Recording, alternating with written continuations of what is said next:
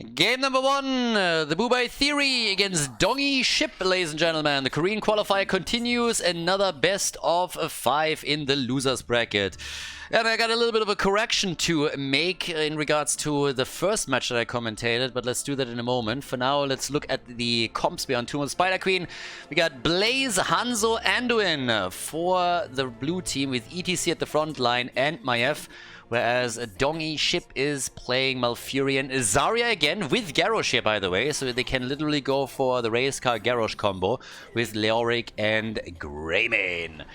So, before we're heading once again here at the Heroes International qualifier into the rest of all of this, a quick correction. I screwed up. Yeah, these games are, as I explained, all commentated from replays for a very simple reason. With time differences and everything that was going on, it's pretty much impossible to commentate this live for a Western audience, so we decided to cast them from replays instead. And yeah, I mixed something up in the bracket. So the last series where I said that we had Lily and Uncles playing against the Bubai Theory, it was actually Lily and Uncles playing against Jay's Lineage. So Jay's Lineage was the team that absolutely murdered them, not the Bubai's Theory. This is the first time that we're having Bubai's Theory play in blue on the left side with Hooligan. I actually pointed this out earlier. Obviously having some of the team and player names in Hangul didn't really make it a lot easier. Apologies for the mistake. I hope that it doesn't cause too much confusion here. This time I double-checked everything and I'm 100% certain that the teams are as listed. And well, as it stands, Dongi Ship is already going for the first kill here. Alright, good for them. Now we got interesting compositions. Again, this is the Korean qualifier, the first Korean qualifier for the Heroes International. Now if you haven't heard of the Heroes International yet, it's an offline event that will take place later this year in the middle of October in Miami, featuring 3 North American teams, 3 European teams, and 2 Korean teams. There is a link in the video description if you're currently watching this on YouTube if you want to have additional information. The qualifiers for the Western regions will take place a little bit later, starting at the end of August, and everybody can participate. It's open qualifiers, you can participate with the team. You can also go to the main event if you want to watch the show. Again, it's one of the first international offline events that we have for Heroes of the Storm ever since Blizzard canceled HTC. There's $11,000 of prize money, and there's all the information in the video description. There's also a GoFundMe if you want to support this tournament a little bit, if you want to make sure that we can increase production, get additional casters, and you want to help with this effort to get some proper international offline competition for Heroes of the Storm. You can check that out. The cool thing is that every single donation gets matched by our sponsors, and if we are going to run over budget, then the rest will go to charity. So for the Americans in particular, pretty important here, since it's not only supporting the Heroes of the Storm scene, but also supporting a charity. So, as we're headed into this game, we're still finding ourselves in the losers bracket, so whichever team loses here is out of the tournament. I already promised that we're going to have some heavy hitters of the former Korean HGC times also appearing in the tournament. That's definitely still true, especially once that we are focusing our attention a bit onto the winner bracket. But for now, it's already noteworthy that we have some interesting compositions here. Now, since this is the losers bracket, the same rules apply as when I commentated the last series. Always take this with a little bit of a grain of salt. We are by definition not necessarily watching the best teams here just yet, but the reason why I'm commentating the Korean qualifier in the first place is that to give you a bit of an idea of what's going on in Korea, to familiarize you a little bit more with the Korean teams, with the Korean players, and also, of course, the Korean meta. And while the compositions that we are seeing here might not necessarily reflect the team compositions that we're going to see from the top teams that will eventually qualify for the event, and it could be, it's already giving us a bit of an indication. So something like Zarya and Garrosh is not really played all that much in Europe anymore. It was an absolute staple composition for a long time, especially on Battlefield of Eternity, but also others. But in this first map of the best of 5, we're getting it from Dongi Ship immediately, who already have now 2 kills against 1. Now, if I would have to point one player out that is probably the most known, it's definitely Hooligan on the blue team side. and we're gonna see what exactly they can do, because at least for now it seems that the red team is a little bit more dominant in the way that they are playing through this. The players on the side of the red team, by the way, we have Dongi himself, so obviously playing a big part in the naming of the team. We have Venom, Isaac, Cool Big Bro, I mean, I'll take your word for it, and Tender Meat as players, who's playing apparently under the alias Moriarty, who's playing for all of this. But yeah, so Dongi himself is currently playing Garrosh, so he's playing the frontliner here. I have no idea why he has a ship and what he's doing with it, but again, it's just the name that they went for. Yeah, I said it before, but we are going to have some... there will definitely be a couple of teams that crystallize themselves towards the top. Korea always had one little problem. Oh, Hooligan, careful, my friend. Korea always had one little problem, even in the times of HGC. Not that it made a difference. They dominated at the top. Their top teams were always heavily superior, but they were lacking a talent pool of teams that came underneath. You could definitely see that if you followed HGC Korea, for example, the top teams were heavily dominating everybody else, and there was a massive, massive gap. Now, by definition, that gap existed in other regions as well, but never really to the same extent that it did in Korea. So we can expect something similar to happen here too. I expect that we will have some teams that definitely outshine the others by a big margin, as we're then headed towards, well, who's qualifying there. And you can of course always make the argument that similar situations exist, especially in the post-HGC era in Europe and in North America too. But if history is any indication, then that gap is going to be even a bit wider here in the Korean scene. I gotta admit, on the other hand, that at least for now, this is already a way closer match than what we've seen in the first Korean game that we covered of the qualifier. So maybe those two are a bit more closely matched than initially expected. In terms of talents and adjustments, we still have the speed barrier on level 4 for Zarya. So the whole goal is, of course, to just speed up Garrosh so that he can run into the opponent's team, get a good connect and flip, and then create a kill opportunity. We still get the Echo Paddle on level 7, which could also indicate that maybe there's even a chance we're going to get a stage dive. Dragon's Arrow is out, and yeah, besides that, very normal ult so far. But you can already tell that Hooligan is holding back his level 10, so he's still threatening both. He's still saying like, yeah, I might go into the mosh pit here, but yep, there it is. As already predicted, it's the stage dive, so he can be played as a bit of a side laner in this case and do his thing there. So with that, we now have, once again, at the bottom of the map, ETC already diving in very, very quickly to check all of that out. But as you can see, Hooligan sitting in the middle right now, doing his thing as well, just like trying to get an opportunity to create a kill for the team. Down to the bottom of the map, we got Blaze with his 23 stacks. I mean, they already had the first turn in. The red team is now responding in kind, so generally speaking, there wasn't too much damage done with the first objective. But I gotta say that I kind of like what we're seeing here. These are much more evenly matched than I anticipated, at least in game number 1. If that's going to be consistent throughout the series, that's a different question, but, well, time will tell. So now down to the bottom of the map. Yeah, it's still Kirizaku fighting it out here. There's the Entomb. Yep, they got the level 10. Has to bunker it up quickly and is able to make it out. No problem for him. But with the bunker already used, that bot lane is now, of course, under pressure. And they're going to lose quite a bit of ground here. So, top side, Maiev is currently dealing with one of the web weavers. But with ETC already moving in, he's just trying to buy a little bit of time. Push them away from the fort, buy a bit of time for the rest of the team to rotate in. But it feels like this first fort is gonna fall. The web weaver just has too many hit points right now. ETC again with the stage dive, gets immediately flipped, and they're trying to make the play here. Malfuri dodging out on the slide, already activating Tranquility. The fort is super low, but they haven't taken it down yet. So Doggy Ship is able to survive this for now. And, well, as it stands, we now have still 3 kills only at the 9-minute mark. Very different pace from what we experienced in the first best of 5. Lily's uncles definitely wasn't the match for the Legacy boys, or the Lineage boys. So in this case, it seems like both of those teams are a bit more on eye level, at least in game number 1 with the drafts that they're playing out here. Dongi Ship always a little bit ahead on the other hand. So now they're taking the first fort of the game and they want another kill. And that's a big problem. The bunker saves the gems for now because if Blaze falls then they are losing a lot. And Anduin is ensuring with the pull that that's not happening.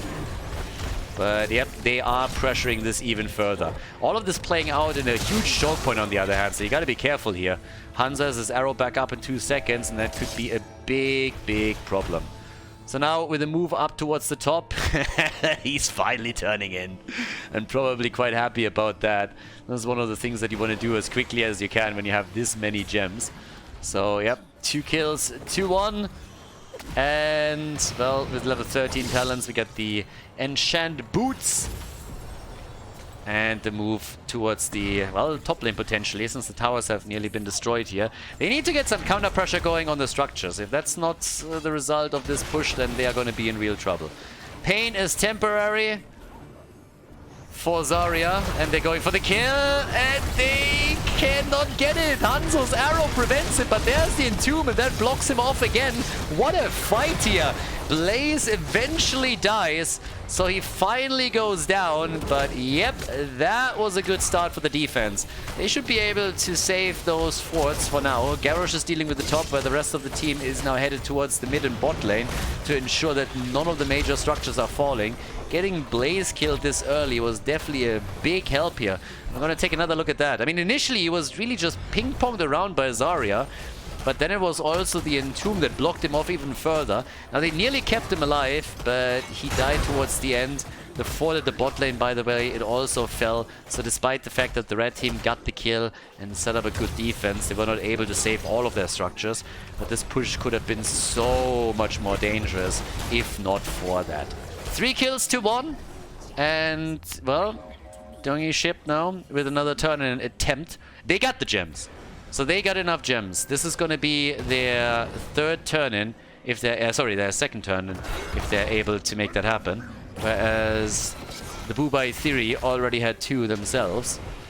But they are seemingly struggling a bit, at least in the team fights. Now I gotta give it to them. They are ahead in experience, and they've damaged 2 additional forts. They're not doing too bad.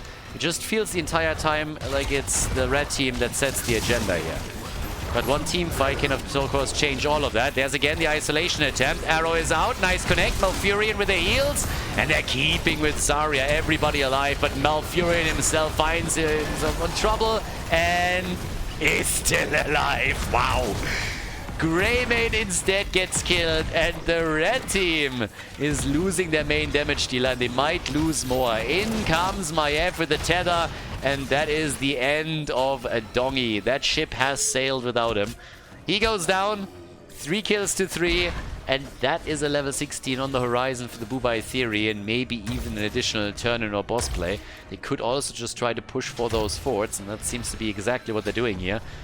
EDC not done with the level 1 yet, but the Echo Paddle is going to be completed very soon. Only 1 more globe that he needs, and then he's done with that. So, yeah, not too bad. 1 level ahead right now, and they're taking structures. So, they are starting to be the dominant force here. We talked about this experience lead already a bit earlier, but now they're really starting to capitalize on it with the extra talent, and there's just no way for the red team to properly contest this. Also, with the forts taken, they could technically work on that next turn-in. They're getting closer and closer to having the amount of gems that they need to for next Web Weaver phase. Every single fort has been destroyed on the red team side. So that's a little bit of a concern. Makes it so much harder for you to fight in the middle if you don't have any safety by just walking back towards a fort or a fountain. So yeah, definitely a problem.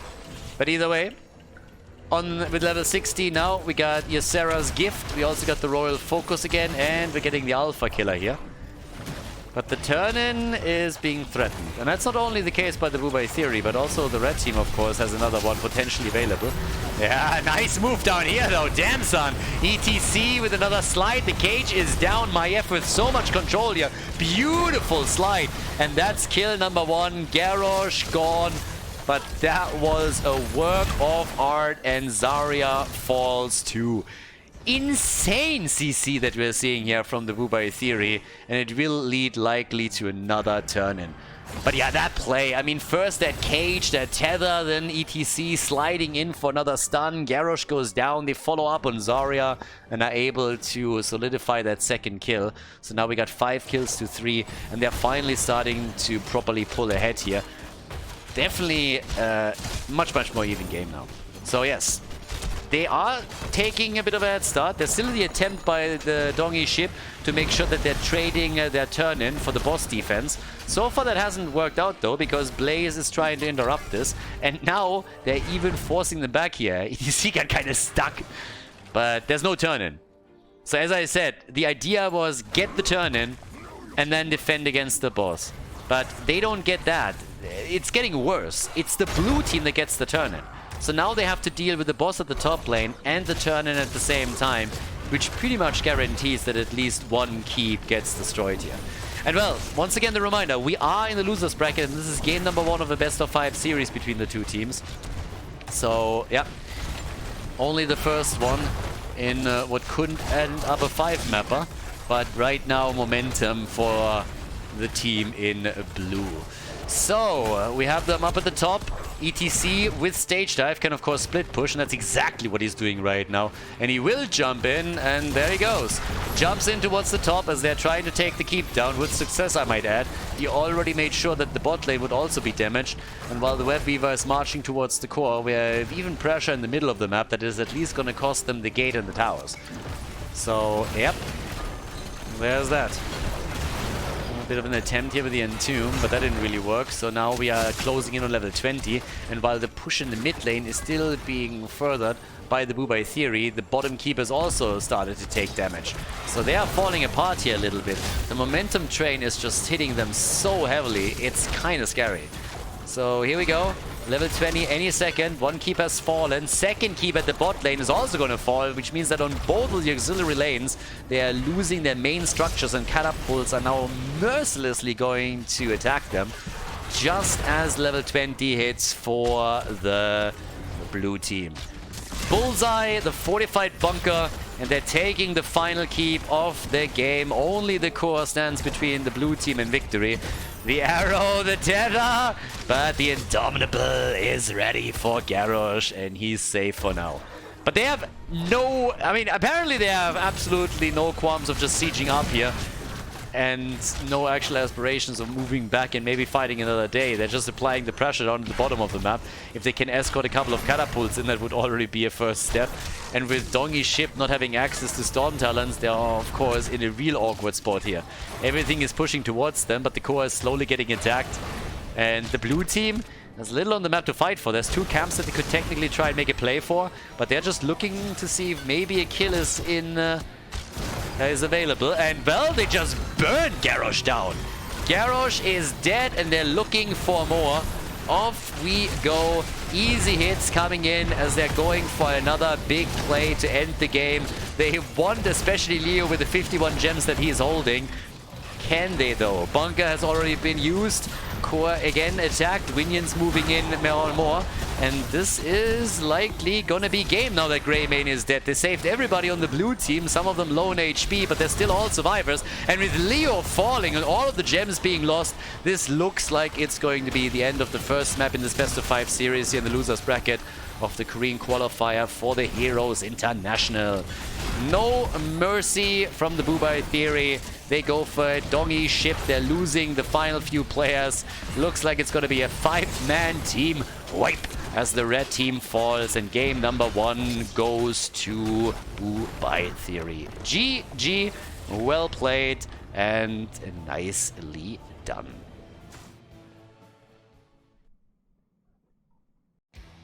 Before we head into game number 2, make sure that you subscribe to the channel if you haven't done it yet, so you don't miss out on any future content here on Khaldor TV. Game number 2, everybody! Off we go! We got Wubai Theory against Dong E Ship's second map.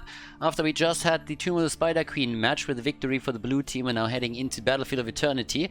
And on the left side, we got Blaze and ETC at the front line again, so they definitely love their ETC play for Hooligan here. Greymane, Maiev, and Lucio. Definitely detecting a little bit of a trend here, at least with some of the picks. They love their Maiev, as it seems. And on the right side of the map, we got Malfurion, Malthael, Reyna, Alarak, and Mei. Now, here's definitely some adjustments being made. Now, first and foremost, I like that we're seeing Jimmy a little bit more lately. Now, again, I'm not putting too much emphasis on this just yet and too much weight, because I will see if that's also going to be consistent throughout the winner bracket and the grand final. But it's at least cool that here in the losers bracket every now and then Jimmy pops up. Now at level 1 we get the Exterminator, so this one's gonna happen. We got the overwhelming power for Alarak. And we have Malthael with Mei as a frontline. So definitely a couple of adjustments compared to the Western scene that we're seeing here. But as explained, take it with a grain of salt. We'll have to see how this is going to pan out once that we're heading more towards the grand final in an actual qualification match for the Heroes International. Because, quick reminder, this is what this is all about. This is the Korean qualifier, the first Korean qualifier to determine a team that qualifies for the main event in Miami. And again, dates and everything is already available. Links are in the description of the video and you can check them out there. So make sure that you have a look, not only to mark it down in the calendar if you want to watch the action live, but if you're planning maybe even a trip to the event itself to meet some of the players and community members, you can obviously do that as well. But yeah, we have our second game in the series, and right now the big question is still, can Dongi Ship turn this around a bit and make this a pretty intense one? The first game at least was for a long duration, very even, and already now we're seeing kills being traded by the two teams as Mei and Greymane both go down, but so does Jimmy. So it is the Bubai Theory that is able to get a double kill here. Good for them. Moriart might also fall. And Alarak trying to prevent it from happening, but the power slide comes back online for ETC, and Malfurion just doesn't run fast enough. So goodbye, my friend. 3 kills to 1, and that is already a little bit of early game momentum for the blue team, something that they were definitely missing in the first game. Now, if you would have to sum the first game up, it would probably be that at least initially it was Dongi Ship that set the agenda and was making the big moves, taking the initiative in a lot of the team fights and also around the objective. But as the game progressed, Bubai Theory was getting a lot more dominant and then finally able to gain a huge chunk of momentum that led them to take all of the keeps down, and with a Storm Talon advantage they were sieging up on the core, forcing a couple of mistakes and then taking the first game. So right now we got the Fight or Flight on level 1, we already got the Throwing Shade, and we got the Chaos Rains. So no negatively charged stacks in this game, unfortunately. I'm kind of a sucker for endless stacking talents, I gotta admit, so whenever you see that, it's always interesting if a player can make it into the very late game and then capitalize on huge damage or not. But Hooligan with a nice slide here as he's trying to set another kill against Alarak up with success, so Alarak goes down. And I actually like that we're seeing so much ETC play for him now. In Europe we still get ETC every now and then, but it's not nearly at the level that it was in days of the past. So currently Hooligan definitely doing a number with those slides on the opponent. Already happened in the first game. He's obviously going to try and do the same thing here. Now Jimmy is going to be the MVP for the halftime show for the red team if they at any point are daring to take a fight, because so far they've just been sitting there and taking the beating. Blue team already won the halftime show victory and can now jump in again to try and get the entire thing destroyed. And Jimmy is not capitalizing on the Exterminator as you would expect it to. Normally that's the biggest asset that he has in the early objective phases, that nobody else is able to get as much damage out as he can with his level 1. Not even Vala before she hits her level 7. So right now, Jimmy's trying to take this down, but it's obviously gonna be another opportunity for the Bubai Theory to maybe get a couple of kills. And Malthael is already low. Greymane comes in, they want the kill. They're trying for Alarak again. He's low and he's dead. Maiev with one hit after another. Counterfeld is doing work. He's already had a very successful Maiev in game number 1. But I definitely sense a couple of my F bans in his future, to tell you the truth. So that's going to be a thing. So 7 against 6 on the levels, which means that the extra talent is now helping them with their push even further. And by the way, if you missed it early, one of the reasons why we actually don't have any drafts in the series is because the games are cast from replays. I haven't watched them, I don't know the results, I have no idea what's going on. But we don't have the draft simply because of the time difference. There's just no real way to properly cast this live for a Western audience without missing half of it, and this makes things a little bit easier. So here we are now with 5 kills to 1. And ETC going down just after I praised him. Caster's Curse is hitting hard. But yeah, so no draft information, but again, at the end of the day, the main reason for a lot of those games here is just to give you an idea of the Korean scene and also the Korean qualifiers, the teams and players and their meta a bit before we're heading into the Heroes International in October. Good damage done by the Immortal at the top, not able to take the fort down, but it's already so low that I would expect an easy time for Greymin or anybody else that rotates in and tries to take it down. Blaze can, of course, also poke it out slightly, and I suspect that he's going to do that. With all of this now, we have Blaze aiming for exactly that. Interestingly enough, Dongy Ship has not left a single hero up at the top, and they don't have a global either. So they're just sacrificing the fort. They don't really care about it. They just move down to the bottom to take a camp. We now have also the Nature's Cure and the Rejuvenation over here. And, well, Lucio is still starting to piss them off a bit. Yeah, Lucio is more or less a non-stop ban on the European side. So apparently, at least in this game, he was not banned out. And I'm kind of curious if we're going to see this a bit more often, if the Koreans don't value him as highly, or if he just was able to somehow sneak through because of Battlefield of Eternity. So once again, they're making another play for Jimmy, and this is not looking good for the Space Marine. Jimmy is down. Goodbye, my friend. So that is kill number 6. With this, we now have level 10, and therefore heroic abilities, which immediately leads to Maiev unleashing once more ETC with the stage dive. But yeah, Hooligan, I'm sorry, but I'm not quite sure what happened there. A little bit of brain lag or whatever. That came way too late. I think if he pops that right away, they can get the kill, but that was too late. Or he somehow jerked his mouse a little bit. One of the two.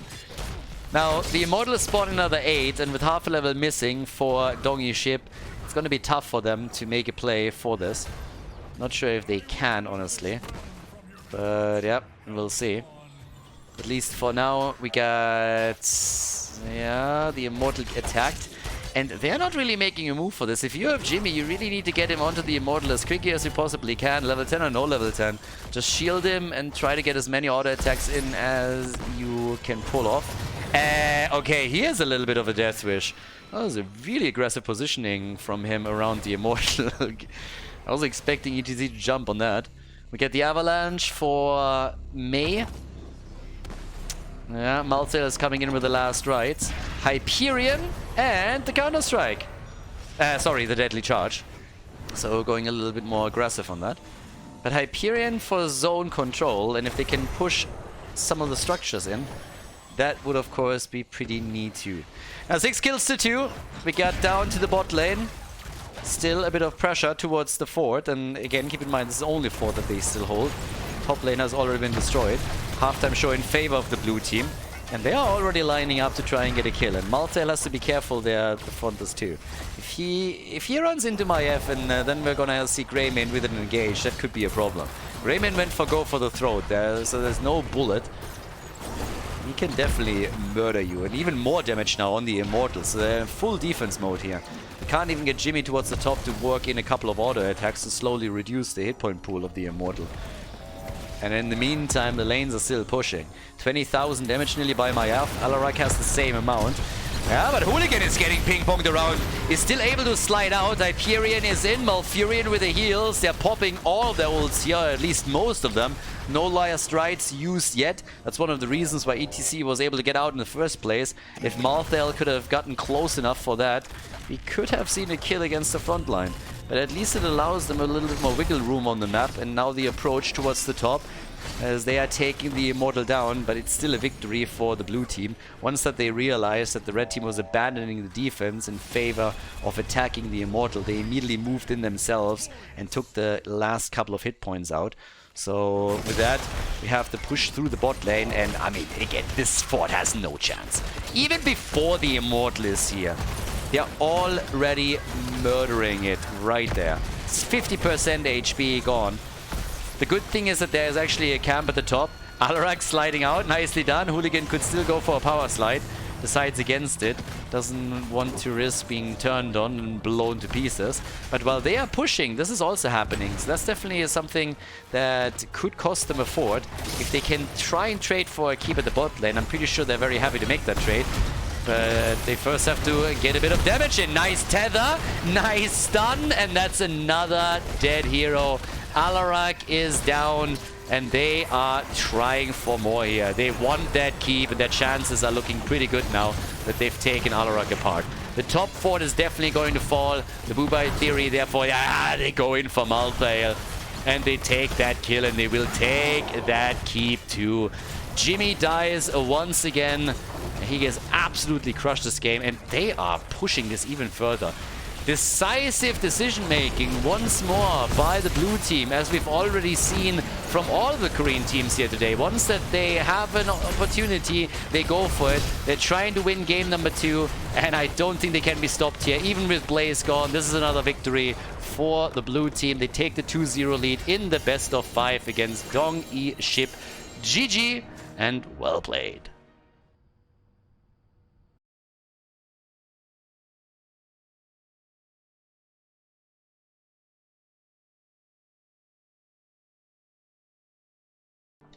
Alright boys, the Bubai Theory with a 2-0 lead as we're headed for game number 3 on Sky Temple, and boy did Dong-E Ship think out of the box here. So they went deep on this one. Now, on the blue team side, as they are hoping for a quick and easy 3-0 victory, we got Sylvanas and Nubarak, Rega, Greymane, and Dehaka. So they got their global, they got their double frontline here and 2 damage dealers. And now on the right side, Dong-E Ship, I mean, boys, we got a Cho'Gall with Ana and Zarya support. And on top of that, Jimmy once again. A lot of Jim Raynor here. Feel the Heat is in as a level 1 talent, but damn, I did not expect a Cho'Gall in this series, I gotta admit. On Sky Temple of all maps too, I mean, what's the play? The problem, I mean, yeah, you can see this is not the first time they've been playing this. It's always suspicious when you have a Cho'Gall that is running around with a proper skin. The same is also true for a Butcher. But yeah, they're just pressuring the top side, and they're going for a quickie. I mean, both of these teams are just murdering it. And guys, I don't know what to say, but if you're having a Sylvanas and a Greymane power pushing against you, you know you are going to be in trouble. Now, they are accelerating this game as best they can, but we are in for a bit of a party. That's the beauty of having Korean games here too. Guys, again, this all is what will lead up to a big international tournament with North American, European, and Korean players participating. And it's exactly that battle between the regions that we've been looking for such a long time. So once again, if you want to support that, check out the links in the description of the video. I will not only link the website where you can see all of the dates for the qualifiers, for the main event, the location, but also the GoFundMe if you want to support the event. It's the first one of its kind ever since HTC went down, and obviously we're hoping that it's going to be a big success for the players and community. So with the first fort already destroyed, even the cap is stolen, and they're just going... They're running it down top at this point. Greymane has taken apart the bottom fort, so they're just trading structures here, but damn, it's really a party. You gotta admit also that it's kind of fun to see that the Bubai Theory is immediately counter-pressuring and not even trying to fight, at least initially when the fort was on the line, because they're like, boys, with Zarya and with Cho'Gall, that's a little bit too much for us. And I absolutely love this. They are starting to go for a keep at the 2-minute mark. 2 minutes in. That's crazy. I have no idea if Dong-E Ship just went in and said, alright, fuck it, we're 2 games down, let's go, boys. Or if they just looked at this and were like, well, this is going to be our best chance to take a map here and to force the 4th one. But whatever it is, I'm here for the ride. I really want to see how the meta in these games evolves as we are approaching the losers bracket final, the winner bracket final, and the grand final, because that's where we have the best teams of the qualifier that represent Korea. And then the meta is going to be a lot more indicative of what's really going to happen once that the teams clash in Miami later this year. But for now, it's been a wild ride. I mean, some of these games in this series were kind of interesting regarding their drafts, and not even talking about what we had in the series before. Now, either way, for Cho'Gall now we got the Taskmaster, we got Consuming Fire on level 1 and Seared Flesh and Rising Dread on level 4. Not a single kill in the game yet, but thanks to the split on multiple lanes by the blue team, we already have them with a level lead, and that's the bad news for Dongyi Ship. Now the good news is that they nearly took down the top keep. Oh yeah, that's also bad news. No! Cho'Gall! He's dead! That's the Walmore 2 for 1 here. So Cho'Gall down, that's of course also pretty brutal. But the experience gap, that really hurts, because they nearly took a keep down, so this is a big win. But the problem is they weren't able to take it. So they sacrificed experience to try and take the keep. They couldn't take the keep, and now that lack of experience means that they have a talent disadvantage. And thanks to the double control on those temples, they're now losing more ground and more structures. And we all know that that is usually a recipe for disaster when you're playing on Sky Temple. So big problem. Now, either way, the hits are coming, and at least top side, they were able to take a few of them down. But yeah, this is rough. With the objective, attacking structures directly, every single structure you can take without the objective is a win for you. And you will eventually end up in a position where you can technically try and just simply trade objectives with your opponent, and you will still come out ahead. So I suppose that this is going to be the name of the game from here on out. The next temple is gonna spawn solo at the bottom of the map. But yeah, this will be more than a little bit interesting. Cho'Gall in the late game is always a monster, so don't get me wrong. Like, Cho'Gall is scaling very heavily. But then you also have an Uberok against him, meaning that the Cocoon can take him out of a fight for a couple of seconds. And if you are able to Cocoon Cho'Gall and then just move past him and go for Ana and kill her before he's back in game, then yeah, that's an issue in and of itself. So as it stands, they have Greymane and Sylvana still doing her thing. And I honestly think that this is one of the smartest decisions that has been made here by the Bubai Theory, that they realize they won't be able from the beginning of the game to fight into Cho'Gall and take these 5 versus 5 battles. But what they definitely can do is match the push power on multiple lanes. So they have 2 heroes that can just phenomenally push, especially when you have them on the same lane. Sylvana's allowing Greymane to just go full walking form the entire time and take these structures down. And that's going to be the big thing. And with level 10, I mean, look at this. They're absolutely capitalizing on these advantages. I love the way that they are playing this. They have level 10 now, and they immediately decide that the gap in experience is big enough that they can go for the boss. It is an early game boss, but it still will help them to push the bot lane a bit further. And the red team, I mean, they're not dumb. They know what's going on here. They know what's happening. So they are saying, all right, boys, there's still a keep at the top lane that we have to deal with. So let's go for that first. And that's exactly what they do. So they are going to be able to take this one down, but I think they're going to lose a couple of heroes here. Because, again, there's level 10. And already the death of Jimmy. Cho'Gall is dead, and so is Zarya. And Ana is dead too. 5-man team wipe. And they are in trouble. Boss is doing work. Now the keep is gone, but they're too far behind. I mean, this is ruthless. There's the play. They're going for the kills. They're getting the first one. Then they're going for Cho'Gall. They take him down. And the entire team just falls apart as they're coming in for Ana too. So now it's a 2.5 level lead. 7 kills to 0. With Rhaegar even going into Bloodlust. That made matters, of course, even worse. And the bottom keep is now getting pressured. All of the forts are already gone. This one is likely going to fall. And just from a talent side, this is catastrophical. So, yeah, here's the level 10s that we now get for Dongyi Ship. If they unleash a good combo, then maybe they can make a play. But honestly, at some point, they're going to make a Hail Mary play. It seems it's now. Guys, they are YOLOing. They have level 10. It's even talents with the opponent's team, and they're just going core. They know they're going to lose eventually. If they just play this out, they are eventually gonna lose the game. And I love this. This is so fucking stupid, but it's amazing at the same time. They go for the core and they nearly take it. They're absolutely crushing it here, but the cocoon might ruin the day. 22% Hyperion with another hit, and they lose everything. But how awesome was that? The balls on these boys. 7% on the core, and it nearly worked. Absolutely fantastic. I love it. They went for a massive cheese, and it nearly worked out in their favor. That was amazing. Great defense by the Bubai Theory. You gotta give them some credit for stopping this. But the idea behind it from Dongi Ship was just absolutely glorious. I love it. I absolutely love it. Of course, now they are in what we call in professional circles deep shit, and they're gonna have a tough time getting out of it. But I really like this. This is pretty much just a variation of what you would normally do with, I mean, like the good old Morales and Tyrael play when you're just going for the back door.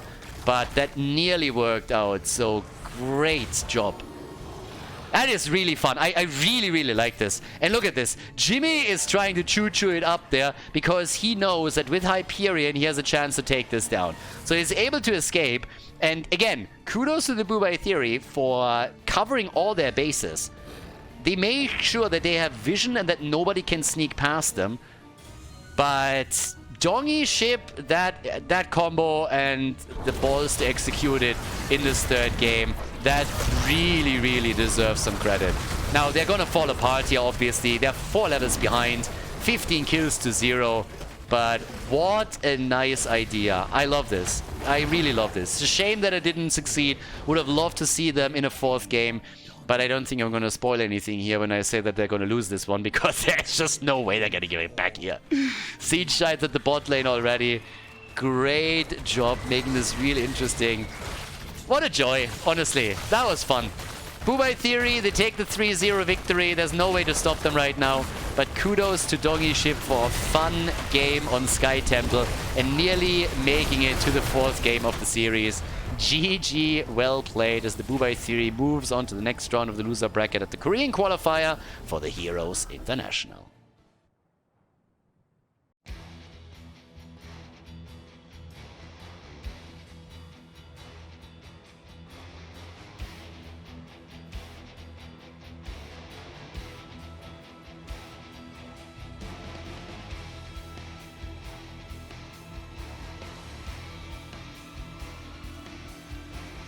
Thank you everybody for watching the video today. I hope that you enjoyed the show and the commentary. And keep in mind that the spoiler protection that is going to run for the rest of the video is made possible by all the support on patreon.com. So guys, if you want to support my work, if you want to help me start new projects and keep the spoiler protection in place, please consider heading over to patreon.com/Khaldor. There's also a link in the YouTube description, and check that out. Thanks in advance, and see you guys next time with more esports coverage here on Khaldor TV. Have a great day.